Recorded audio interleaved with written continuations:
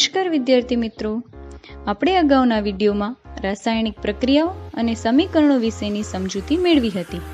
તેમાં આપણે માહિતી મેળવી હતી કે રાસાયણિક પ્રક્રિયાઓ એટલે શું અને રાસાયણિક પ્રક્રિયા દરમિયાન કયા કયા પ્રકારના ફેરફારો જોવા મળે છે, એટલે કે રાસાયણિક પ્રક્રિયા દરમિયાન થતા પરિવર્તનો વિશે પણ આપણે માહિતી મેળવી હતી. ત્યારબાદ આપણે કોઈપણ રાસાયણિક પ્રક્રિયાઓને દર્શાવવાની એટલે કે વર્ણવવાની રીત એટલે કે લખવાની રીત વિશેની માહિતી પણ મેળવી હતી. તો ચાલો આજે તેનું થોડું પુનરાવર્તન કરીએ. રાસાયણિક સમીકરણ લખવાની મુખ્ય બે રીતો છે, જેમાંથી એક રીત છે શાબ્દિક વર્ણન અને બીજી છે સંજ્ઞાત્મક વર્ણન. વિદ્યાર્થી મિત્રો, આપણે અગાઉ સમજી ગયા છીએ કે શાબ્દિક વર્ણન એટલે શું અને સંજ્ઞાત્મક વર્ણન એટલે શું. શાબ્દિક વર્ણનમાં આપણે શબ્દો દ્વારા તેનું વર્ણન કરીએ છીએ, જ્યારે સંજ્ઞાત્મક વર્ણનમાં આપણે વધુ ટૂંક રીતે એટલે કે વધુ સંક્ષિપ્ત સ્વરૂપે સમીકરણને રજૂ કરવા માટે શબ્દની જગ્યાએ રાસાયણિક સૂત્રોનો ઉપયોગ કરીએ છીએ. વિદ્યાર્થી મિત્રો, આપણે પહેલી પ્રવૃત્તિ જોઈ હતી, જેમાં આપણે મેગ્નેશિયમની પટ્ટીને ઓક્સિજનની હાજરીમાં સળગાવી ત્યારે તે મેગ્નેશિયમ ઓક્સાઇડમાં રૂપાંતર પામી હતી. તો જો આપણે આ પ્રક્રિયાને શાબ્દિક રીતે વર્ણવી હોય તો અહીં તમે જોઈ શકો છો કે અહીં આપણે શાબ્દિક વર્ણનમાં તેને કઈ રીતે દર્શાવશું, તો મેગ્નેશિયમ વત્તા ઓક્સિજન તેમાંથી મેગ્નેશિયમ ઓક્સાઇડ બને છે. હવે આ જ પ્રક્રિયાને આપણે વધુ ટૂંક રીતે દર્શાવી હોય, જો વધુ સંક્ષિપ્ત રૂપે આ પ્રક્રિયાને રજૂ કરવી હોય તો આપણે તેનું સંજ્ઞાત્મક વર્ણન પણ કરી શકીએ છીએ. તો આ જ પ્રક્રિયાનું સંજ્ઞાત્મક વર્ણન પણ આપ જોઈ શકો છો, જેમાં આપણે શબ્દોની જગ્યાએ રાસાયણિક સૂત્રનો ઉપયોગ કરીને તેનું વર્ણન કરેલું છે. તો આ જ પ્રક્રિયાનું સંજ્ઞાત્મક વર્ણન આપ જોઈ શકો છો તે મુજબ Mg વત્તા O2 તેમાંથી MgO એટલે કે મેગ્નેશિયમ ઓક્સાઇડ મળે છે. તો વિદ્યાર્થી મિત્રો, આ રીતે કોઈપણ સમીકરણને બે રીતે દર્શાવી શકાય છે. હવે સંજ્ઞાત્મક વર્ણનમાં આપણે માળખાકીય સમીકરણ વિશેની વાત કરી હતી. વિદ્યાર્થી મિત્રો, માળખાકીય રાસાયણિક સમીકરણને અસમતોલિત રાસાયણિક સમીકરણ પણ કહી શકાય છે. આપણે એ સમજી ગયા હતા કે માળખાકીય અથવા તો અસમતોલિત રાસાયણિક સમીકરણ એટલે શું. વિદ્યાર્થી મિત્રો, જે રાસાયણિક સમીકરણમાં તીરની બંને તરફ તત્વના પરમાણુઓની સંખ્યા અથવા તો તેમનું દળ અસમાન હોય તેવા રાસાયણિક સમીકરણને આપણે અસમતોલિત અથવા તો માળખાકીય રાસાયણિક સમીકરણ કહીએ છીએ. વિદ્યાર્થી મિત્રો, આપણે આના કેટલાક ઉદાહરણો પણ જોઈ ગયા હતા કે જેમાં તીરની બંને બાજુ એટલે કે પ્રક્રિયકો અને નિપજ તરફ તત્વના પરમાણુઓની સંખ્યા સમાન રહેતી નથી. તો આવા જે સમીકરણો છે તેને કહેવાય અસમતોલિત રાસાયણિક સમીકરણ. કેટલાક ઉદાહરણોને યાદ કરીએ તો અહીં આપેલ છે Fe વત્તા H2O તેમાંથી Fe3O4 વત્તા H2 એટલે કે આયનની પાણી સાથે પ્રક્રિયા કરવાથી આયન ઓક્સાઇડ અને હાઇડ્રોજન મળે છે. વિદ્યાર્થી મિત્રો, આપ જોઈ શકો છો અહીં પ્રક્રિયક તરફ આયનની પરમાણુની સંખ્યા 1 છે, જ્યારે નિપજ તરફ આયનના પરમાણુની સંખ્યા 3 છે. તેવી જ રીતે ઓક્સિજનની પ્રક્રિયક તરફની સંખ્યા 1 છે, જ્યારે નિપજ તરફની સંખ્યા 4 છે. તો આ જે સમીકરણ છે તેમાં તીરની બંને તરફ તત્વના પરમાણુઓની સંખ્યા સમાન રહેતી નથી, માટે આવા સમીકરણને અસમતોલિત રાસાયણિક સમીકરણ કહેવાય છે. તેવી જ રીતે બીજું ઉદાહરણ PbNO3 ટ્વાઇસ તેમાંથી PbO વત્તા NO2 વત્તા O2. અહીં પણ આપ જોઈ શકો છો કે ઓક્સિજન અને નાઇટ્રોજનની પ્રક્રિયક અને નિપજ તરફ પરમાણુની સંખ્યા સમાન રહેતી નથી. તેવી જ રીતે ત્રીજું ઉદાહરણ FeSO4 તેમાંથી Fe2O3 વત્તા SO2 વત્તા SO3. આપ જોઈ શકો છો તે મુજબ અહીં પણ સલ્ફર એટલે કે એસની પ્રક્રિયક અને નિપજ તરફની સંખ્યા સમાન રહેતી નથી. તો વિદ્યાર્થી મિત્રો, એવા સમીકરણ કે જેમાં પ્રક્રિયક અને નિપજ તરફ એટલે કે તીરની બંને તરફ તત્વના પરમાણુઓની સંખ્યા અસમાન હોય તેવા સમીકરણને અસમતોલિત અથવા માળખાકીય રાસાયણિક સમીકરણ કહે છે. તો વિદ્યાર્થી મિત્રો, આજના આ વિડીયોમાં આપણે એ સમજવાનું છે કે અસમતોલિત રાસાયણિક સમીકરણને સમતોલિત રાસાયણિક સમીકરણ કઈ રીતે કરી શકાય. વિદ્યાર્થી મિત્રો, હવે તમને ચોક્કસ પ્રશ્ન થશે કે આપણે અસમતોલિત રાસાયણિક સમીકરણને સમતોલિત કરવાની આવશ્યકતા શું છે? શા માટે આપણે અસમતોલિત રાસાયણિક સમીકરણને સમતોલિત કરવું જોઈએ? તો ચાલો આપણે સૌપ્રથમ તેનો ઉત્તર મેળવીએ. વિદ્યાર્થી મિત્રો, 9મા ધોરણમાં તમે દળ સંચયનો નિયમ તો અવશ્ય જ સમજ્યા હશો. દળ સંચયના નિયમ મુજબ કોઈપણ રાસાયણિક પ્રક્રિયામાં દળનું એટલે કે દ્રવ્યનું સર્જન કે વિનાશ થઈ શકતું નથી. વિદ્યાર્થી મિત્રો, કોઈપણ રાસાયણિક પ્રક્રિયા થાય છે ત્યારે તેમાં દળનું સર્જન કે વિનાશ થતું નથી. એટલે કે કોઈપણ રાસાયણિક પ્રક્રિયામાં નિપજોમાં હાજર રહેલા તત્વોનું કુલ દળ એ પ્રક્રિયકોમાં હાજર રહેલા તત્વોના કુલ દળ જેટલું જ હોય છે. એટલે કે અહીં દળનું સર્જન કે વિનાશ થઈ શકતું નથી. તો વિદ્યાર્થી મિત્રો, આપણે જે સમતોલિત રાસાયણિક સમીકરણ જોઈશું તેમાં પણ પ્રક્રિયકો અને નિપજના તત્વના પરમાણુઓની સંખ્યા સમાન હોય છે. માટે જ વિદ્યાર્થી મિત્રો, આપણે રાસાયણિક સમીકરણને સમતોલિત કરવું આવશ્યક છે. જ્યાં સુધી સમતોલિત સમીકરણ ન બને ત્યાં સુધી તે રાસાયણિક સમીકરણ રાસાયણિક પ્રક્રિયાનું સાચું નિદર્શન કરતું નથી. માટે આપણે રાસાયણિક સમીકરણને સમતોલિત કરવું આવશ્યક છે. તો ચાલો આપણે એક સમતોલિત રાસાયણિક સમીકરણનું ઉદાહરણ જોઈએ. અહીં તમને એક ઉદાહરણ આપેલું છે Zn વત્તા H2SO4, તેમાંથી ZnSO4 વત્તા H2 મળે છે. વિદ્યાર્થી મિત્રો, તમે કહી શકશો કે આ કઈ પ્રક્રિયાનું સમીકરણ છે? કદાચ તમને પ્રવૃત્તિ યાદ હોય તો આપણે ત્રીજી પ્રવૃત્તિ જોઈ હતી, જેમાં આપણે મંદ સલ્ફ્યુરિક એસિડમાં ઝીંકનો ટુકડો ઉમેર્યો હતો.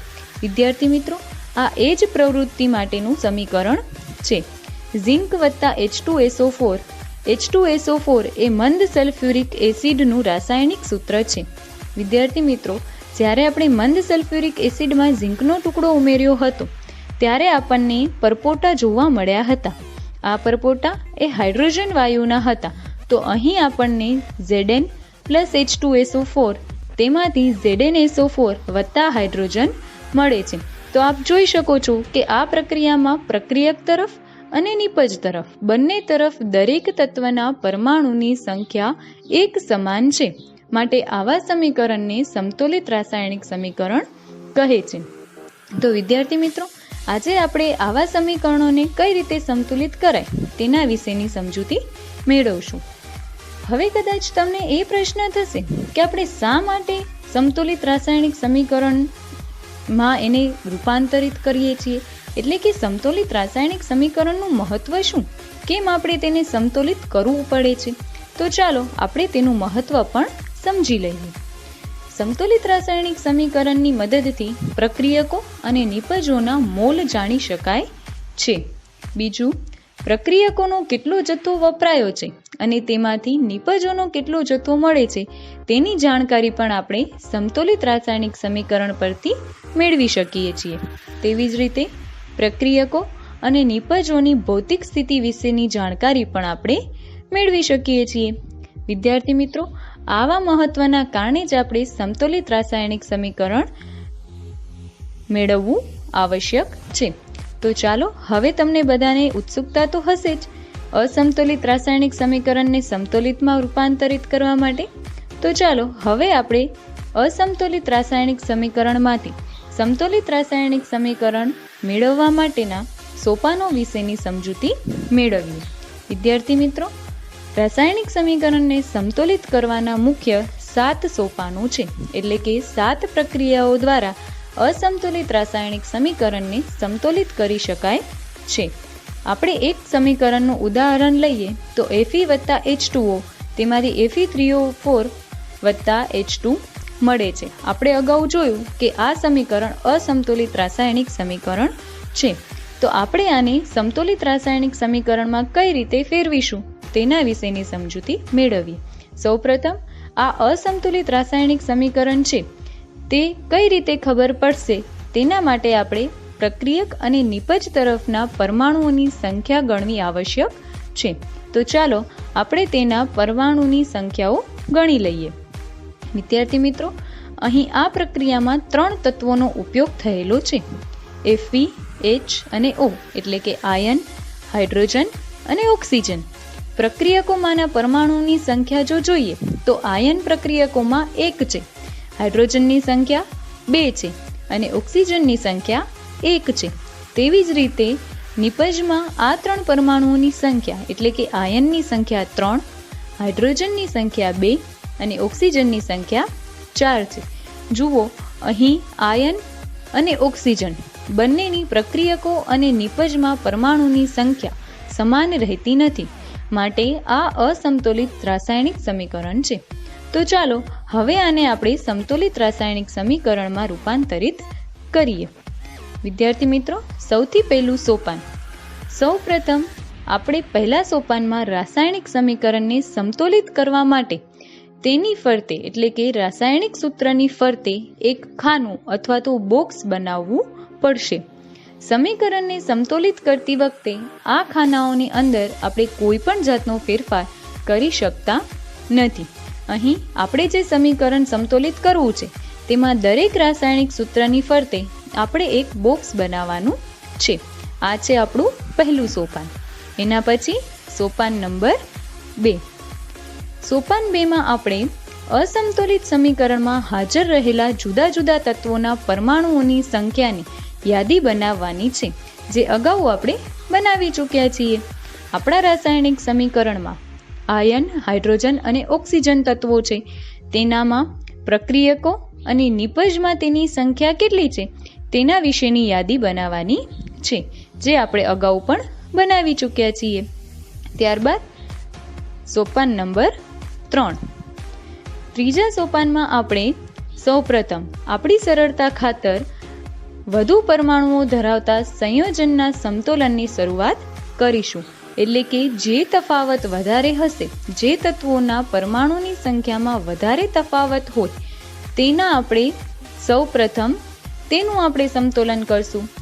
એટલે કે તે પ્રક્રિયક પણ હોઈ શકે અને નિપજ પણ હોઈ શકે. એટલે સૌથી પહેલાં આપણે વધુ પરમાણુઓ ધરાવતું તત્વ પસંદ કરવું પડશે. આપણી રાસાયણિક પ્રક્રિયામાં આ સિદ્ધાંતને અનુસરતા આપણે Fe3O4 અને તેમાં રહેલા ઓક્સિજન તત્વની પસંદગી કરવીએ છીએ. આપણે જે સમીકરણ જોયું તેમાં Fe3O4માં ઓક્સિજન જે રહેલું છે તેના તત્વની આપણે સૌપ્રથમ પસંદગી કરશું. તેમાં જમણી તરફ ઓક્સિજનના 4 પરમાણુઓ છે અને ડાબી તરફ ઓક્સિજનનો માત્ર એક જ પરમાણુ છે. એટલે સૌપ્રથમ આપણે ઓક્સિજન પરમાણુઓને સમતુલિત કરશું. તો હવે ઓક્સિજન પરમાણુઓને સમતોલિત કરવા માટે શું કરશું? જુઓ, આપણે અહીં એક કોષ્ટક જોઈ શકીએ છીએ જેમાં ઓક્સિજનના પરમાણુઓ શરૂઆતમાં 1 છે અને પ્રક્રિયકમાં 1 છે, જ્યારે નિપજમાં 4 છે. હવે તેને સમતોલિત કરવા માટે નિપજમાં 4 હોવાથી આપણે પ્રક્રિયકમાં પણ 4 ઓક્સિજનની આવશ્યકતા રહેશે. પરમાણુઓની સંખ્યા સમાન કરવા માટે આપણે પ્રક્રિયામાં ભાગ લેતા સંયોજનો કે તત્વોના સૂત્રો બદલી શકતા નથી. આ ખૂબ જ અગત્યનો મુદ્દો છે. આપણે જ્યારે રાસાયણિક સમીકરણને સંતુલિત કરીએ છીએ ત્યારે આપણે સૌપ્રથમ સોપાનમાં બોક્સ બનાવેલું છે. વિદ્યાર્થી મિત્રો, આ બોક્સની અંદર આપણે કોઈ પણ જાતનો ફેરફાર કરી શકતા નથી. ઉદાહરણ તરીકે ઓક્સિજન પરમાણુઓને સમતોલિત કરવા માટે આપણે 4 સહગુણક મૂકી 4H2O લખી શકીએ છીએ, પરંતુ H2O4 અથવા H2O4 લખી શકાય નહીં. વિદ્યાર્થી મિત્રો, આપ જુઓ છો કે આપણે જે રાસાયણિક સમીકરણમાં બોક્સ બનાવેલું છે તે બોક્સની અંદર આપણે કોઈ પણ જાતનો ફેરફાર કરીશું નહીં. આપણે તેમાં પરિવર્તન એટલે કે સમતોલિત કરવા માટે સહગુણક એટલે કે બોક્સની આગળ જે આપણું રાસાયણિક સૂત્ર છે તેની આગળ સહગુણક તરીકે આપણે અંકોને ગોઠવી શકીએ છીએ. તો ચાલો હવે આપણે આંશિક સમતોલિત સમીકરણ કેવું બનશે તે જાણીએ. જુઓ, આપણે હવે Feની આગળ કોઈ પણ જાતનો ફેરફાર કર્યો નથી. આપણે ઓક્સિજનની સંખ્યા સમાન કરવા માટે પ્રક્રિયકમાં H2Oની આગળ 4 સહગુણક તરીકે મૂકેલા છે. હવે આપણે જોઈએ તો ઓક્સિજનની સંખ્યા પ્રક્રિયકો અને નિપજ બંનેમાં સમાન છે. ત્યારબાદ સોપાન નંબર 4. Fe અને H પરમાણુઓ હજી પણ સમતોલિત નથી. આ તત્વો પૈકી કોઈ એક તત્વને પસંદ કરી આગળ વધીએ. વિદ્યાર્થી મિત્રો, આપણે ઓક્સિજનના પરમાણુઓને તો સમાન કર્યા, પરંતુ હજી આયન અને હાઇડ્રોજન આ બંને પરમાણુઓ સમતોલિત નથી. તો આપણે આ બંનેમાંથી કોઈ પણ એક તત્વને લઈ અને પ્રક્રિયાને આગળ વધારી શકીએ છીએ. હવે આપણે સમીકરણમાં હાઇડ્રોજનના પરમાણુઓને સમતોલિત કરશું. જુઓ વિદ્યાર્થી મિત્રો, હાઇડ્રોજન પરમાણુઓની સંખ્યા સમાન કરવા માટે જમણી તરફ હાઇડ્રોજન અણુઓની સંખ્યા 4 કરવી પડશે. આપણે જોઈએ તો શરૂઆતમાં H2O ની આગળ આપણે 4 સહગુણક મૂક્યા, તેથી હાઇડ્રોજનની સંખ્યા થઈ 8. જ્યારે નિપજમાં હાઇડ્રોજનની સંખ્યા છે 2, તો હવે આપણે નિપજ તરફ 2 વડે જો એને ગુણાકાર કરીએ, એટલે કે સહગુણકમાં આપણે 4 ઉમેરીએ, તો તેમાં હાઇડ્રોજનની સંખ્યા સમાન થશે. તો વિદ્યાર્થી મિત્રો, હવે આ સમીકરણ આંશિક રીતે આપણું સમતોલિત થયેલું સમીકરણ આ મુજબનું થશે, જેમાં H2O ની આગળ સહગુણકમાં 4 હતા. હવે નિપજ તરફ આપણે હાઇડ્રોજનની આગળ 4 સહગુણક મૂકેલા છે. હવે તમે જોઈ શકશો કે હાઇડ્રોજનની સંખ્યા નિપજ તરફ અને પ્રક્રિયક તરફ સમાન થઈ ચૂકી છે. તો હવે નવું સોપાન નંબર 5. વિદ્યાર્થી મિત્રો, હજી પણ તમે રાસાયણિક સમીકરણ જુઓ તો હજી પણ આયન એવું તત્વ છે કે જેનું સમતોલન બાકી છે. તો વિદ્યાર્થી મિત્રો, આપણે જોઈએ તો આયન શરૂઆતમાં એટલે કે પ્રક્રિયકમાં 1 છે, નિપજમાં 3 છે. તો આપણે પ્રક્રિયકમાં આયનની સંખ્યા 3 કરવી પડશે. તો હવે આપણું સમીકરણ કઈ રીતે બનશે? તો આપણે શું કરશું? તો Fe સંતુલિત કરવા માટે એટલે કે આયનને સમતોલિત કરવા માટે આપણે પ્રક્રિયકમાં Fe ના 3 પરમાણુ લેવા પડશે. તો હવે આપણું સમીકરણ બનશે 3Fe + 4H2O, તેમાંથી Fe3O4 + 4H2. વિદ્યાર્થી મિત્રો, હવે આપ જોઈ શકો છો કે પ્રક્રિયકમાં આયનની સંખ્યા 3, નિપજમાં પણ આયનની સંખ્યા 3 થઈ ચૂકી છે. તો વિદ્યાર્થી મિત્રો, હવે આ સમીકરણ હવે સમતુલિત થવા લાગ્યું છે. સોપાન નંબર 6. વિદ્યાર્થી મિત્રો, અંતમાં સમતોલિત સમીકરણની ખરાઈ કરવા માટે એટલે કે દરેકે દરેક તત્વના પરમાણુની સંખ્યા સમાન થઈ છે કે નહીં તે જાણવા માટે આપણે દરેક તત્વના પરમાણુઓની ગણતરી કરવી પડે છે. તો જુઓ રાસાયણિક સમીકરણને 3Fe + 4H2O, તેમાંથી Fe3O4 + 4H2. વિદ્યાર્થી મિત્રો, આપ જોઈ શકો છો કે પ્રક્રિયકમાં આયનની સંખ્યા છે 3, સાથે સાથે નિપજમાં પણ આયનની સંખ્યા છે 3. પ્રક્રિયક તરફ હાઇડ્રોજનની સંખ્યા 8, નિપજ તરફ પણ હાઇડ્રોજનની સંખ્યા છે 8. ઓક્સિજનની સંખ્યા પ્રક્રિયક તરફ 4 અને નિપજ તરફ પણ 4. તો વિદ્યાર્થી મિત્રો, હવે આ રાસાયણિક સમીકરણ સમતુલિત છે તેવું આપણે કહી શકીએ છીએ. સમીકરણમાં બંને તરફ રહેલા તત્વના પરમાણુઓની સંખ્યા સમાન છે, માટે હવે આ સમીકરણ સમતોલિત છે. વિદ્યાર્થી મિત્રો, રાસાયણિક સમીકરણોને સમતોલિત કરવાની આ પદ્ધતિ, જે પદ્ધતિ અત્યારે આપણે અપનાવી છે, એ પદ્ધતિને કહેવાય છે હીટ એન્ડ ટ્રાયલ પદ્ધતિ. કારણ કે અહીં આપણે પ્રયત્નો દ્વારા નાનામાં નાના પૂર્ણાંક સહગુણાંક વડે સમીકરણને સમતોલિત કરવાનો પ્રયત્ન કરીએ છીએ. તો આવી પદ્ધતિને આપણે કહીશું હીટ એન્ડ ટ્રાયલ પદ્ધતિ. તો વિદ્યાર્થી મિત્રો, હવે આપણું સમીકરણ તો સમતોલિત થઈ ગયું, પરંતુ આપણે અગાઉ વાત કરી હતી કે રાસાયણિક પ્રક્રિયા દરમિયાન તેની ભૌતિક અવસ્થામાં પણ પરિવર્તન આવે છે. તો આપણે એ પણ જાણવું પડશે કે આપણે જે પ્રક્રિયા કરી છે અથવા તો આપણે જે પ્રક્રિયા જોઈ છે તેમાં કેવા પ્રકારના ભૌતિક પરિવર્તનો આવ્યા. તો એના માટે આપણું સૌથી છેલ્લું સોપાન છે સોપાન નંબર 7. તો આ સોપાન નંબર 7માં ભૌતિક અવસ્થાઓની સંજ્ઞાઓ લખવી પડે છે. વિદ્યાર્થી મિત્રો, આપણે અગાઉ જોયું કે ભૌતિક પરિવર્તન થઈ શકે છે. તો સૌ પ્રથમ આપણે જ્યારે પ્રક્રિયા કરી ત્યારે તે તત્વોની અવસ્થા કઈ હતી, એટલે કે તેમની ભૌતિક અવસ્થા કઈ હતી, અને પ્રક્રિયાના અંતે તે તત્વોની ભૌતિક અવસ્થા કઈ છે તેના આધારે આપણે કહી શકીએ કે તેની અવસ્થામાં પરિવર્તન આવેલું છે. તો રાસાયણિક સમીકરણને વધુ માહિતીપ્રદ બનાવવા માટે પ્રક્રિયક અને નિપજમાં રાસાયણિક સૂત્રોની સાથે તેઓની ભૌતિક અવસ્થાઓનો ઉલ્લેખ પણ કરવામાં આવે છે. પ્રક્રિયકો અને નિપજોની જુઓ વિદ્યાર્થી મિત્રો, પ્રક્રિયકો અને નિપજોની વાયુરૂપ, પ્રવાહી, જલીય અને ઘન અવસ્થાઓને અનુક્રમે G, L, એક્વિયસ અને S જેવા સંકેતો દ્વારા દર્શાવવામાં આવે છે.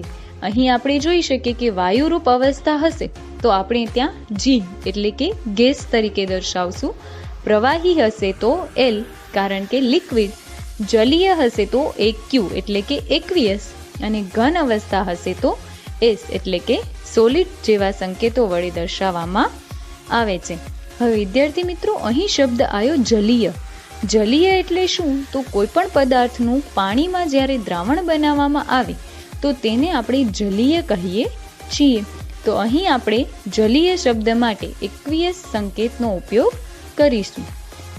સમતોલિત સમીકરણ ભૌતિક અવસ્થા સાથે આ રીતે દર્શાવી શકાય. હવે આપણે સમતોલિત સમીકરણ કઈ રીતે લખાય તો સમજી ગયા, પણ આ ભૌતિક અવસ્થાઓ ક્યાં દર્શાવશું? તો ચાલો હવે આપણે એ જોઈએ. જુઓ, આપણી સમતુલિત કરેલું સમીકરણ અહીં દર્શાવેલું છે. 3FeS પ્લસ 4H2OG તેમાંથી Fe3O4S પ્લસ 4H2G મળે છે. અહીં S, G એ વાયુરૂપ અને ઘન અવસ્થા દર્શાવે છે. આપણે જે ઝિંક આયનનો ટુકડો લીધેલો હતો તે ઘન સ્વરૂપે છે, એટલા માટે અહીં આપણે તેને S વડે દર્શાવેલું છે. પાણી છે તેને G સ્વરૂપે દર્શાવેલું છે. જુઓ વિદ્યાર્થી મિત્રો, અહીં પાણીને G સ્વરૂપે દર્શાવેલું છે એટલે કે ગેસ સ્વરૂપે. તો અહીં આ પ્રક્રિયાનો કહેવાનો અર્થ એવો છે કે આયનની વાયુરૂપ પાણી એટલે કે વરાળ અથવા તો બાષ્પ સાથેની પ્રક્રિયા કરવામાં આવે ત્યારે આપણને ઘન આયન ઓક્સાઇડ અને હાઇડ્રોજન વાયુ મળે છે. તો વિદ્યાર્થી મિત્રો, હવે આપ સૌને સમજાઈ ગયું ને કે આપણે ભૌતિક અવસ્થાઓ કઈ રીતે દર્શાવશું? સાથે સાથે વિદ્યાર્થી મિત્રો, કેટલી વખત પ્રક્રિયા માટે પ્રક્રિયાની કેટલીક પરિસ્થિતિઓ જેવી કે તાપમાન, દબાણ, ઉદ્દીપક વગેરેને પણ આપણે પ્રક્રિયામાં દર્શાવવાની જરૂરિયાત હોય છે. તો આપણે આવા જે પરિસ્થિતિઓ છે જેમ કે તાપમાન, દબાણ, ઉદ્દીપક, તો આવી પરિસ્થિતિઓને આપણે તીરની નિશાનીની ઉપર અથવા તો તેની નીચેની તરફ દર્શાવીએ છીએ. ચાલો તે આપણે ઉદાહરણ દ્વારા સમજીએ. જુઓ, અહીં એક ઉદાહરણ આપેલું છે. CO પ્લસ 2H2 તેમાંથી CH3OH બને છે. વિદ્યાર્થી મિત્રો, આ પ્રક્રિયામાં આપ જોઈ શકો છો કાર્બનની સંખ્યા 1 પ્રક્રિયક તરફ અને નિપજ તરફ પણ 1 છે. ઓક્સિજનની સંખ્યા પણ 1, નિપજ તરફ પણ 1 છે. હાઇડ્રોજનની સંખ્યા પ્રક્રિયક તરફ 4 અને નિપજ તરફ પણ 4 છે. એટલે કે આ રાસાયણિક સમીકરણ સમતોલિત રાસાયણિક સમીકરણ છે. અવસ્થાઓ જોઈએ તો ત્રણેયની ભૌતિક અવસ્થાઓ પણ દર્શાવેલી છે. CO ગેસ, 2H2 ગેસ અને CH3OH લિક્વિડ એટલે કે પ્રક્રિયકો વાયુરૂપ છે, તેમાંથી આપણને પ્રવાહી સ્વરૂપે નિપજ મળે છે. સાથે જુઓ, અહીં તીરની ઉપર 340 વાતાવરણ દર્શાવેલું છે. વિદ્યાર્થી મિત્રો, આ 340 વાતાવરણ એટલે શું? તો અહીં કોબાલ્ટ અને હાઇડ્રોજનની 340 વાતાવરણે પ્રક્રિયા કરવામાં આવે ત્યારે તેમાંથી આપણને CH3OH મળે છે. તેવી જ રીતે બીજું ઉદાહરણ જોઈએ તો 6CO2 aqueous plus 12H2O liquid તેમાંથી C6H12O6 plus 6CO2 plus 6H2O મળે છે. વિદ્યાર્થી મિત્રો, આ સમીકરણ પણ સમતોલિત રાસાયણિક સમીકરણ છે. સાથે સાથે તેમાં તેની પરિસ્થિતિ એટલે કે આ પ્રક્રિયા છે એ પ્રકાશ સંશ્લેષણની પ્રક્રિયા દર્શાવેલી છે. પ્રકાશ સંશ્લેષણ વિશે તો આપ સૌને જાણકારી હશે જ. વનસ્પતિ પોતાનો ખોરાક બનાવવા માટે પ્રકાશ સંશ્લેષણની પ્રક્રિયા કરે છે અને તેમાં મહત્વના 3 પરિબળો એટલે કે કાર્બન ડાયોક્સાઇડ, પાણી, સૂર્યપ્રકાશ અથવા તો ક્લોરોફિલ, તો આ મહત્વના પરિબળો દ્વારા પ્રકાશ સંશ્લેષણની ક્રિયા વનસ્પતિઓ કરે છે. તો વિદ્યાર્થી મિત્રો, આ ક્રિયા દ્વારા તે C6H12O6 જે ગ્લુકોઝનું રાસાયણિક સૂત્ર છે એટલે કે કાર્બન ડાયોક્સાઇડ, પાણી, ક્લોરોફિલ અને સૂર્યપ્રકાશની હાજરીમાં વનસ્પતિ ગ્લુકોઝનું અથવા તો કાર્બોદિત ઘટકમાં તેનું રૂપાંતર કરે છે. તો અહીં તેની પરિસ્થિતિને આપણે તીરની ઉપર અથવા તો નીચે દર્શાવેલી છે. તો વિદ્યાર્થી મિત્રો, આ થયું આપણું રાસાયણિક સમીકરણનું ભૌતિક અવસ્થાની સંજ્ઞા લખવી. તો વિદ્યાર્થી મિત્રો, હવે આપણે રાસાયણિક સમીકરણને કઈ રીતે સમતોલિત કરવું તેના વિશેની સમજૂતી પણ મેળવી ચૂક્યા છીએ. તો ચાલો, હવે તમને બધાને સમજાઈ જ ગયું હશે કે રાસાયણિક સમીકરણને કઈ રીતે સમતોલિત કરી શકાય. તો વિદ્યાર્થી મિત્રો, હવે આપણે આપણા આવતા વિડીયોમાં રાસાયણિક પ્રક્રિયાઓના પ્રકાર વિશેની સમજૂતી મેળવીશું. આભાર.